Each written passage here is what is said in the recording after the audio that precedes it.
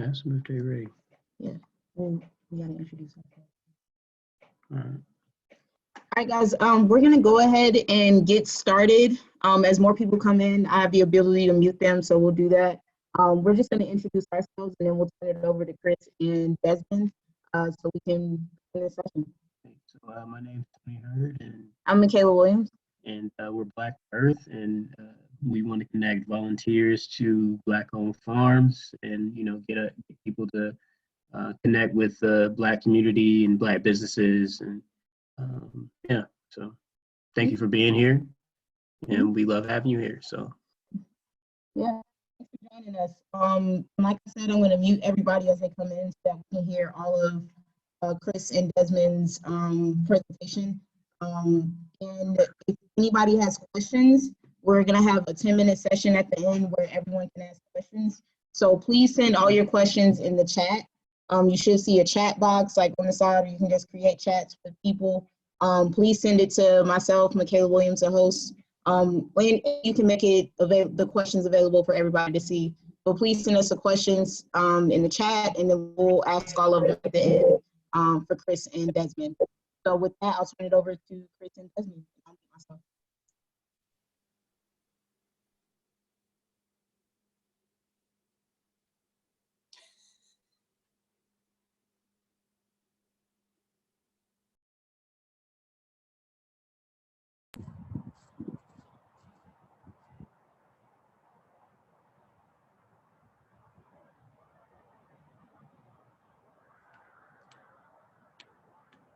Y'all hear us okay? Good, good. So, just give us a shout whenever you're ready for us to get started, and we'll go. Yeah, you're good. Go ahead, Chris. All right, everybody. Once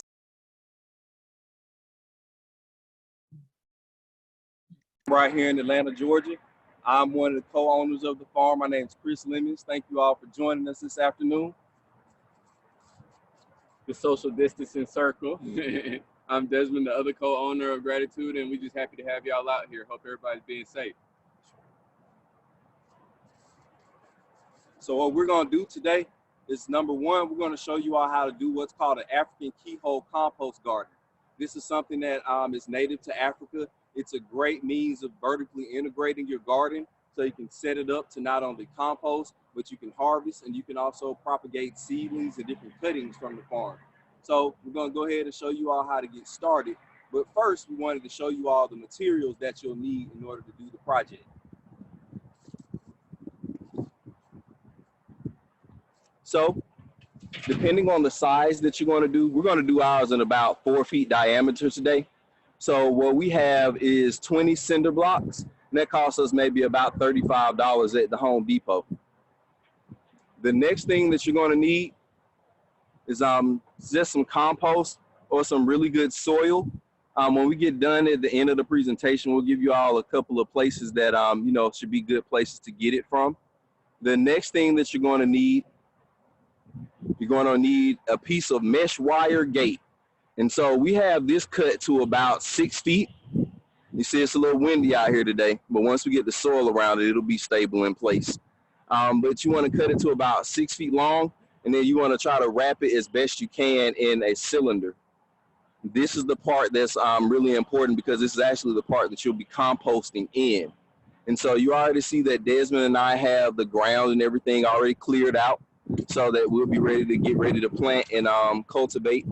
So we're gonna go ahead and get started from there. And of course, I'm sorry, I didn't mention, you will need some plants or some seeds to go ahead and put into the compost garden. So we're gonna go ahead and get started. The first steps that we will do is that we'll actually lay the perimeter of the compost garden with our cinder blocks. And so Desmond and I, we're gonna step off to the side for a second while we go ahead and do that part for you.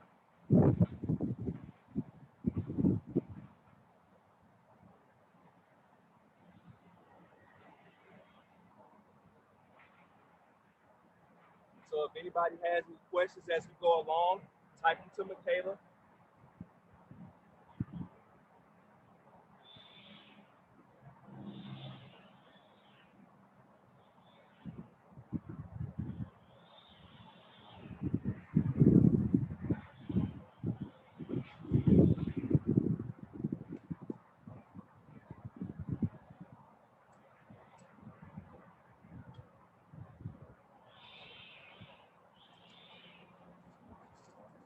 Now, when you're making this, you don't want to put it in a full closed circle. You want to keep a piece of it, which will be the actual keyhole. This is what you can step into to do the composting, or if you need to do a little work or turn some soil or anything like that. So this piece right here, you'll see it once it comes due. But yeah, that's what we're gonna do. So just a moment.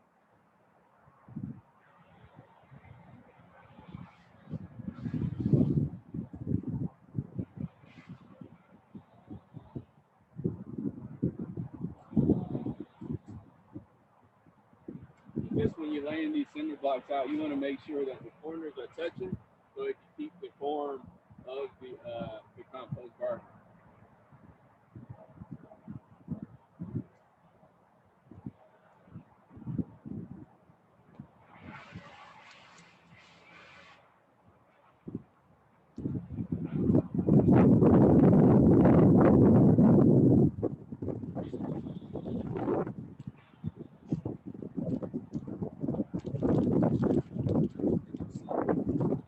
Starting to rain out here a little bit.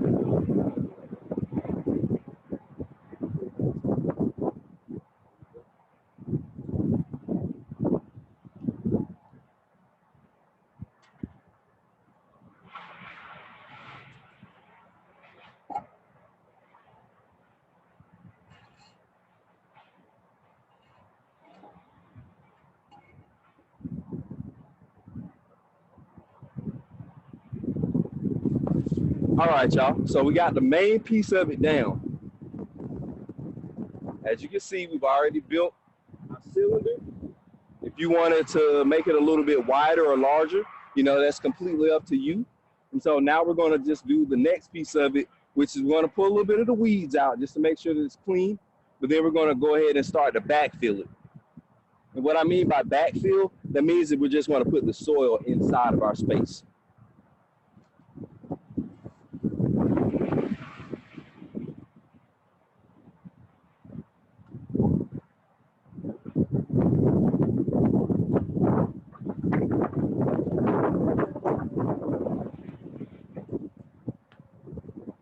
And don't forget to go ahead and send your questions over if you got them so we can answer them on the video.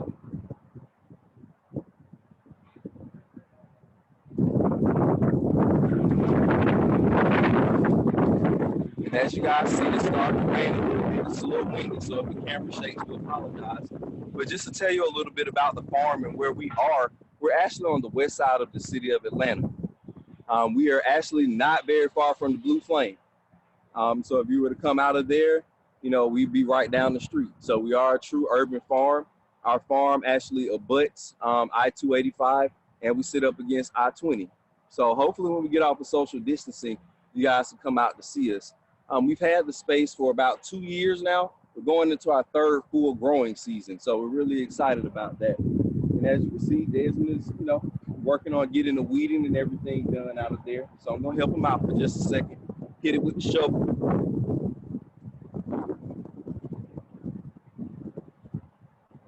It's a good way to make sure that you got your soil and everything turned over to everybody. So.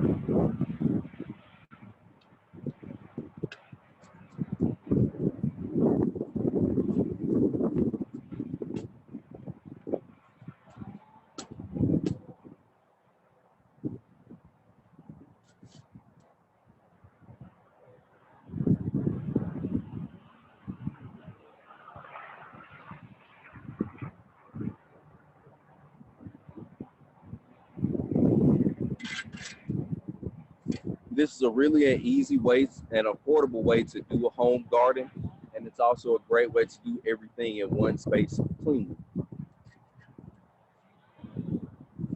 And so now what Desmond and I are going to do, we're going to go ahead and start to fill it up with compost.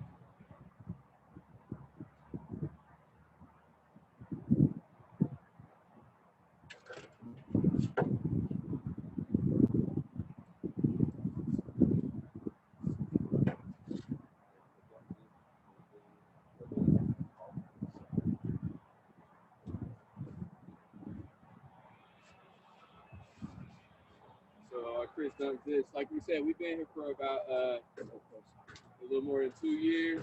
This is our third growing season. Some of the things that we've grown out here are tomatoes, peppers, flowers, collard greens, watermelons. We've grown sweet potatoes, just anything. We've also have sunflowers. Pay attention this summer for our sunflower event. It was a great time. I feel like Blacktooearth was out there for that one. Yeah, so we're just getting some more compost to continue to backfill this right here.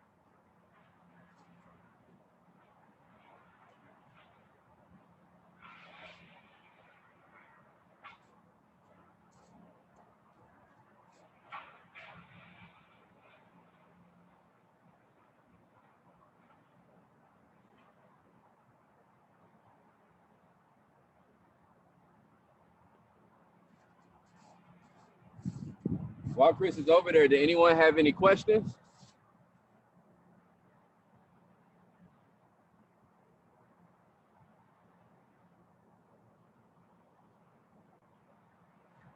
Hey Desmond, I haven't had any people submit questions yet, but I do have a few questions, and I'll save that question towards the end.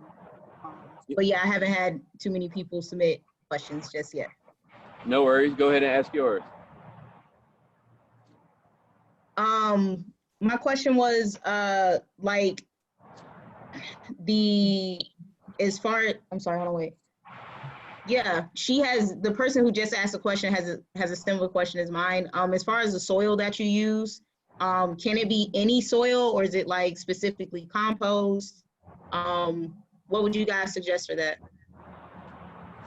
Good question. So we would suggest using organic compost. We actually make our own out here, but we also do purchase some.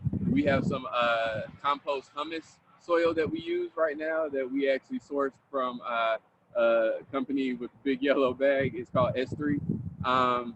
But we also use our scraps, our vegetable scraps, things that we get throughout the season. We chop up leaves and put them in our pile, chop up wood bark, and we just keep that turning, and it creates a rich organic matter that is able to sustain growing throughout the season.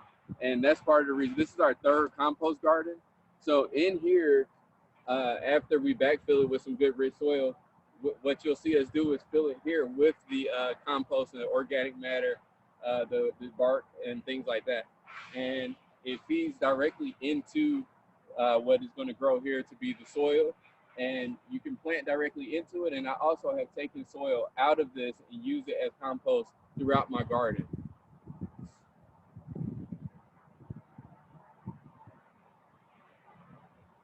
Did that answer your question? Yeah, thank you so much.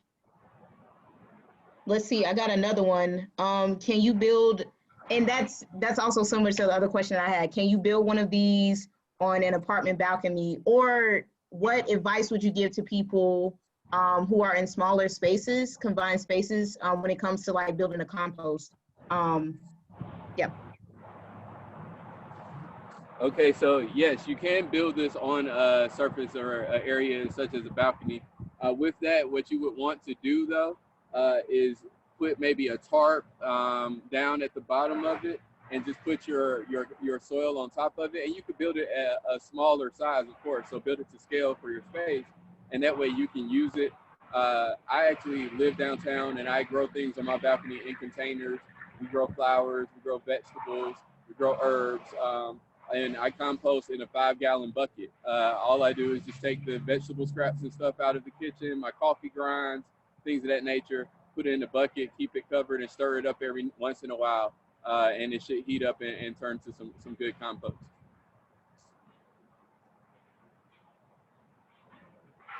Thank you. Desmond, I have another question. What about like worms and like feeding them when it comes to composting? Just some of the things, like their roles, like where would you get some of the worms from? If you out here on the farm, if you build the soil properly, the worms actually gravitate towards it. So it's just a matter of time. This area didn't have too many worms when we started, but as we've been out here working the land, amending the soil, working and amending, this year we've seen worms all throughout. So it's just a matter of taking your time to build the soil that you're using, and the worms will come. You also can purchase things like worm castings and such, and use that directly as a fertilizing agent, organic fertilizer. Okay, and we could use that in an apartment space, right? That's kind of more what I was asking with that Oh, question. okay. So you would like a worm farm on your balcony is what you're saying. Yeah. Yeah, so just good organic matter and introduce some worms in there, and they'll, as long as you continue to feed them, they'll feast and multiply.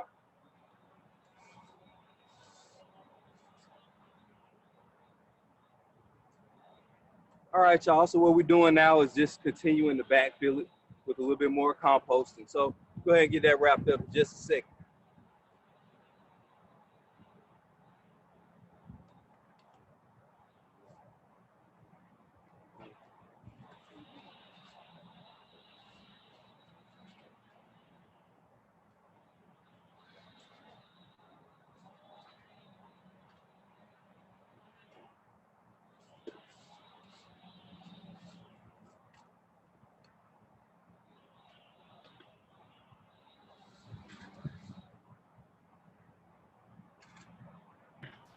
Hey, Chris or Desmond, I have another question. If you guys, are they digging right now? Yeah.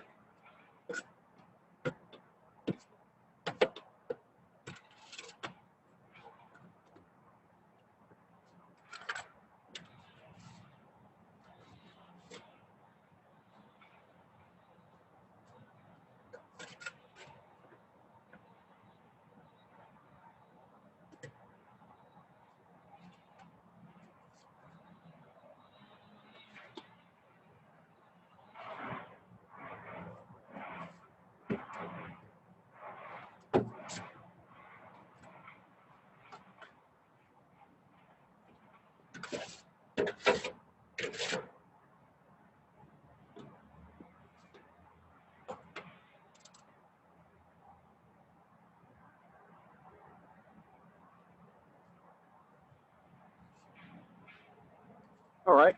So everybody, you might be asking, what are we going to plant or how long does it take to do this? This is something that could take, about 30 minutes to about an hour, but you really want to make sure that you're taking your time to get it set up properly, because you don't want to have any gaps. Like if you kind of notice right there at the back, we have one. So I'm gonna go ahead and get that tidied up. And part of the reason that you want to do it in this manner is because of the airflow. So if you notice, we're working off of all circles and cylinders. And so everything will kind of assist with the breakdown. And when we get ready to start with the farm tour in just a minute, we'll show you kind of, how it actually works when it's, really functioning.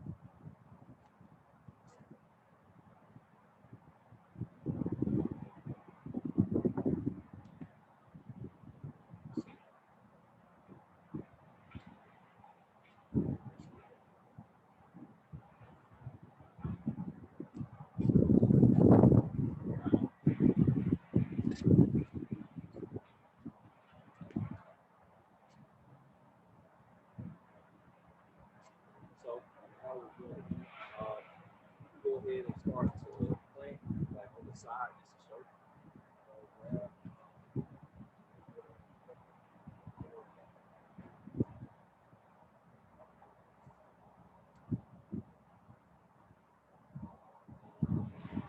And just to show you all how easy it is to start a garden like this manner, we just built it, and then all you gotta do is take some plants from a local nursery. Make sure you get those out like that. Just dig a hole here that's about the size of the root space here.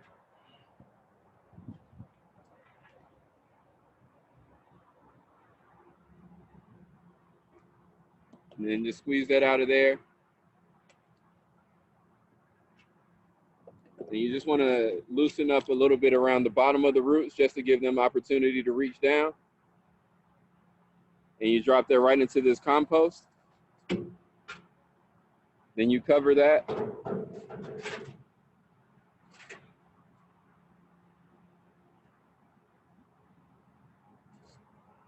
Like so. And you have planted a pepper plant in your African keyhole compost. And then in a similar manner, we're also going to plant some tomatoes in here.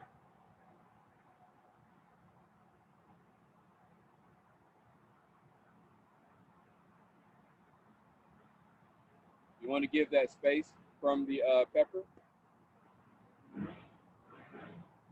This here is about 24 inches or so. And again, same situation. Loosen those roots up towards the bottom. And push those down into that soil.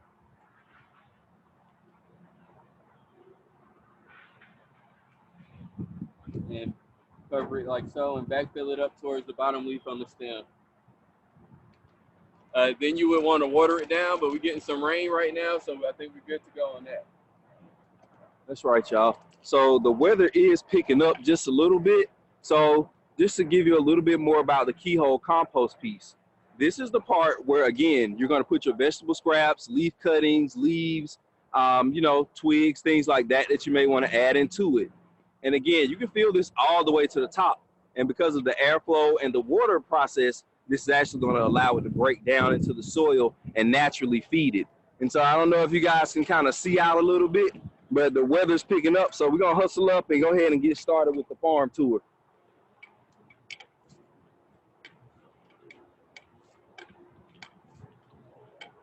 So if you all have any questions as we're going along, just let us know.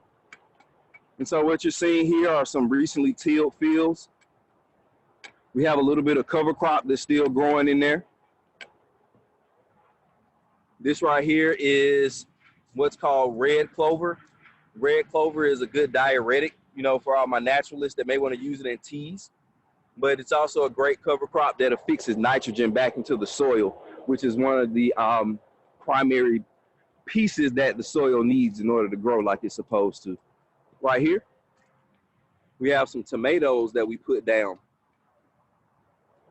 And so in this back part of the garden, we do our best to keep it on like shorter rows. It allows us to cultivate a little bit better and be more efficient with our growth. So right here, this is our main field. This is where we initially started when we first got the space. So what you're looking at here, We got a row of jalapenos all the way down here. So when y'all later this summer, when you're ready to get those sauces going, give us a call. We got some bell peppers here. And then we also Hey, Chris, we can't hear Desmond. come in closer. We also grow marigolds within our fields. The marigolds act as a kind of a pest attractant, so they keep the pests that would normally eat the vegetables away. And that's the way that we continue to grow organically without chemicals to keep the pest out. We interplant certain things. And then right here where we are, everybody, this is our cornerstone part of the farm and garden. This is where we planted everything that we first had back in July of 2017. So if you take a look now, we went from, you know, just having this little corner to having all of this space, you know, all the way, oh, hold on. Okay, to having all of this space back here in the back, guys. So again, just to show you what we have here, we have a little bit of mint. We have some thyme. We have common thyme. This is a creeping thyme that we got from Urban Sprout Farms. Then we have lantana. This is echinacea before it goes to bloom. This is a herb called lemon verbena. Lemon verbena is really good in tea. This is also a fig tree right here, guys. So you kind of see it starting to come back out of the ground. Right here, we got some lavender. Then we got a little bit more lavender.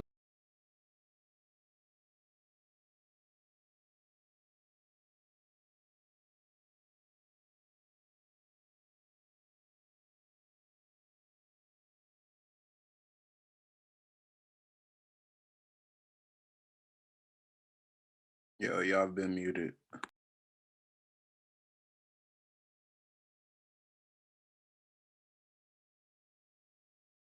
I don't know. Chris, you've been muted. I don't know if you can, I'm trying to unmute you on my end, but it's not letting me.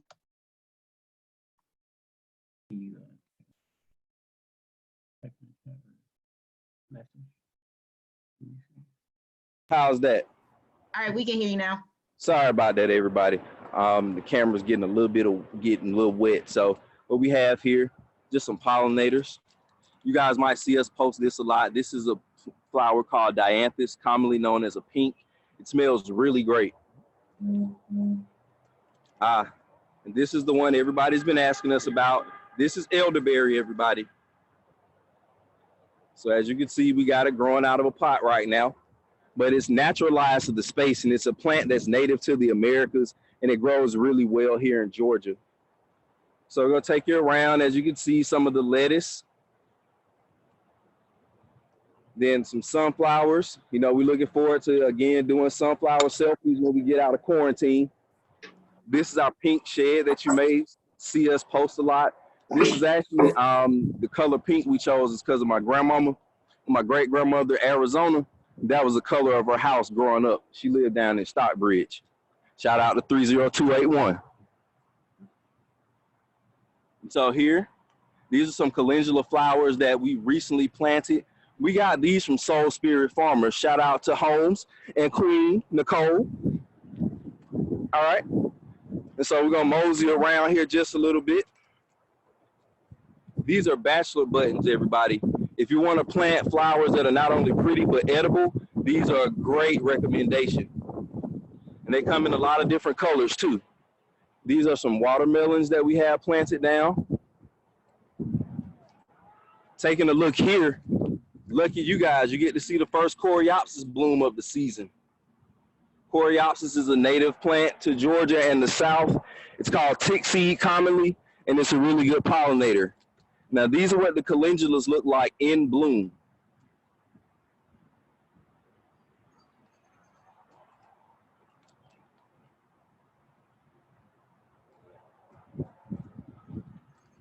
Blanket flower, that's what these are called. We use these flowers in our cut arrangements, but we also sell the dried petals for people that, you know, use them in oils and for other medicinal purposes. And so now, guys, what we're going to do is we're going to go ahead and take you on down to the creek. And so I'm going to mute our video for just a second while we make that move, and we'll check in just a moment. Okay, Chris, after we check out the lake, I have quite a few questions for you. And so I guess we can transition into questions and closing up after this.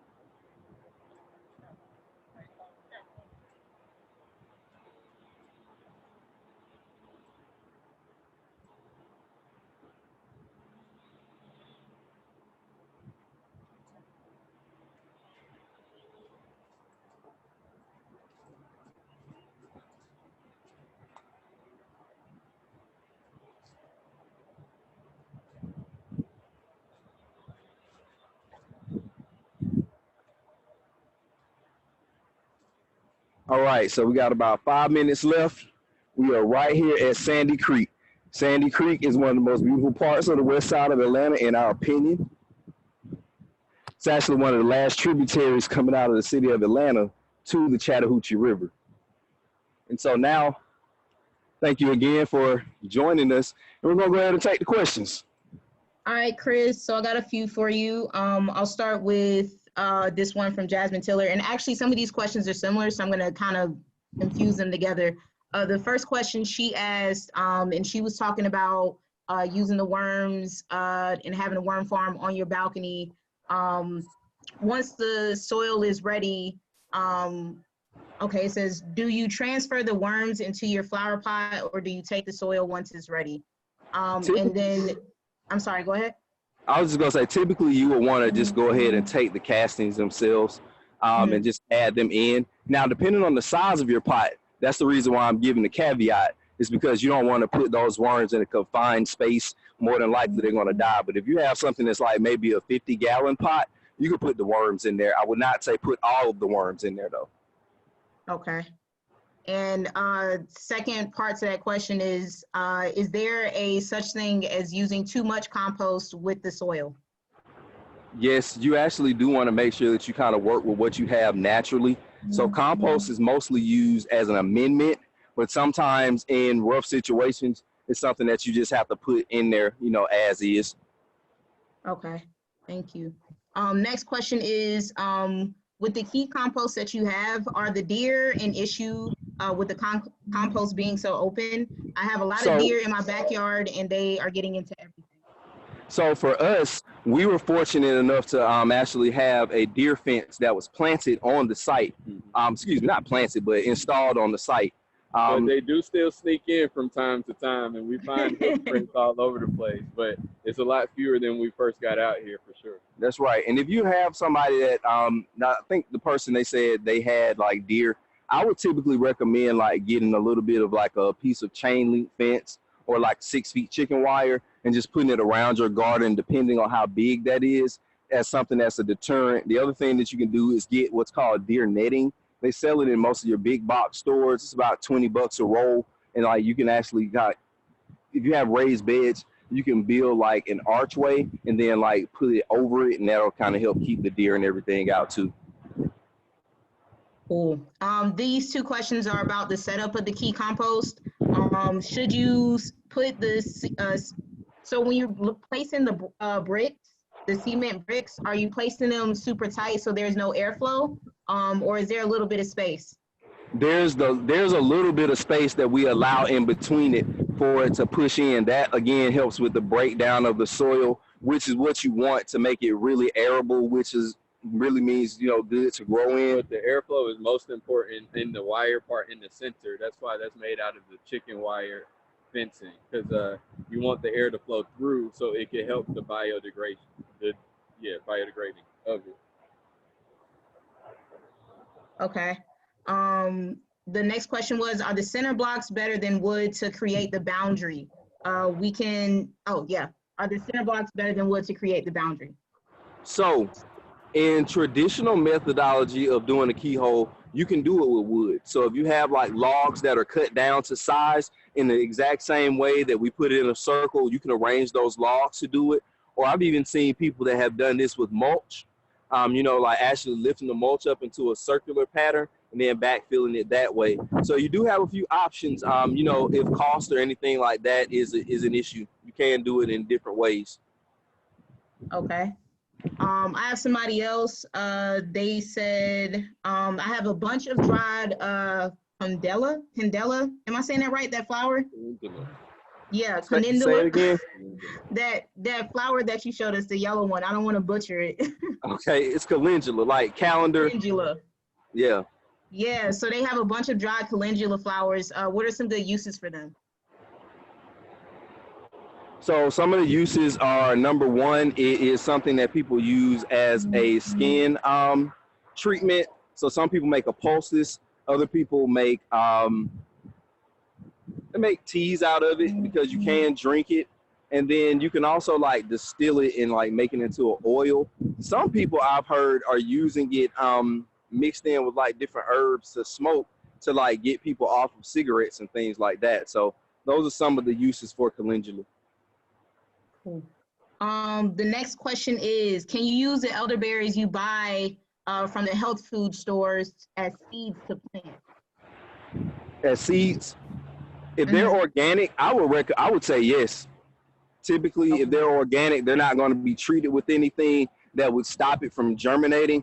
A lot of our conventionally grown food is treated in such a way that if you were trying to propagate it or like use the seed, they're typically not going to be viable.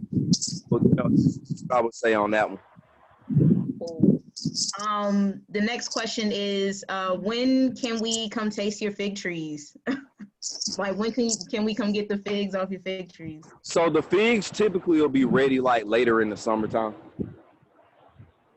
And so, we sell our vegetables and our fruit every day. So if you're ever interested or want to place an order, feel free to drop us a line on Instagram or on social media. And you can also visit our website and drop us a line. It's gratitudeatl.com. Awesome. And then also just on the website, as of right now, we do have a shop that's open. So if y'all want to go check us out, you can definitely support us that way and get some cool merchandise and the produce when it becomes available. For sure. Thank you for that. Yep. Last question is, I have 4 acres. Do you assist with cultivating the land? Yes, we sure do. We do consultations and we do assist with like cultivating and breaking space. So again, if you're ever interested in that, drop us a line. Desmond, if Desmond wants to give us a shout, I'll mute my phone so he can give the rest. Yeah, our email is gratitudebotanical@gmail.com. And I think you all know our social media handle, but it's Gratitude Botanical Farm. And that's on Instagram and on Facebook. And yeah, we'd be happy to have you. We take good pictures, we give good information, and we're just trying to build with the community. For sure. Well, thank y'all so much. This was an amazing info session. I feel like I got a lot out of it. I hope everybody else got a lot out of it. Y'all are always dope people to work with. Definitely fam. So we look forward to this whole pandemic being over so we can get back out with you guys. And we want to thank everybody for joining. Is there anything else you guys want to close out with? I just wanted to give a couple of shout outs. First of all, Blacktooearth, thank you all for, keeping everybody connected and keeping the network strong within the Black agriculture movement. I want to give a shout out to a couple of my fellow farmers. If you can, try to follow their handles. Number 1, Homes Go Hard, Soul Spirit Farmers, Be Inspired 24/7, Dirty South Organic Gardener, Gilliam's Community Garden, Urban Sprout Farms, Aluma Farms, my player partner, Lilo Jones, Outdoor Fresh Farm, and then definitely, my brother in crime, Desmond. Thank you for helping put this together, and thank you all for joining us. If you all want to drop us some questions on Instagram, we'll be sure to answer them, and thank you all again. Thanks, Yeah, we Chris. look forward to seeing y'all ahead, as soon as Desmond. we look forward to seeing y'all as soon as we can open up. Hopefully it's before Sunflower Selfie weekend, and we can just come out and have a good time together and commune again. For sure. Thank you so much. I have one more question. Chris, can you drop those handles, the shout outs that you did for the farmers? People want to be able to follow them. I am recording this, so it's going to go up on our YouTube, but could you maybe share those handles, those Instagram handles or those Facebook handles of the farmers? You can type it in the chat. We sure will, but this is what we'll do too. If you want to join us on Instagram, give us maybe about an hour or so, and we'll put it in our stories, everybody that we shouted out, and ways that you can connect with them. Some of them should already be in the story right now from earlier today. So if you want to go ahead and get started, feel free to log on and check us out. For sure. And one last thing, we do education for kids. So if you want to, put together webinars or seminars that we can do to teach kids about pollinators, about growing, about the life cycle of plants and different things like that, we definitely look forward to that. This is not just about, us, it's about all of us and how we can build as a collective. Yes. No, that's perfect. And I'm sure we you guys are just a wealth of knowledge, and so we're just always grateful to work with y'all. And thank everybody again for joining, and we are gonna close out. See y'all later. We're gonna have this video posted up on our YouTube within the next few days. Marcus Garvey forever, baby. Y'all have a good one. You too. All right, y'all.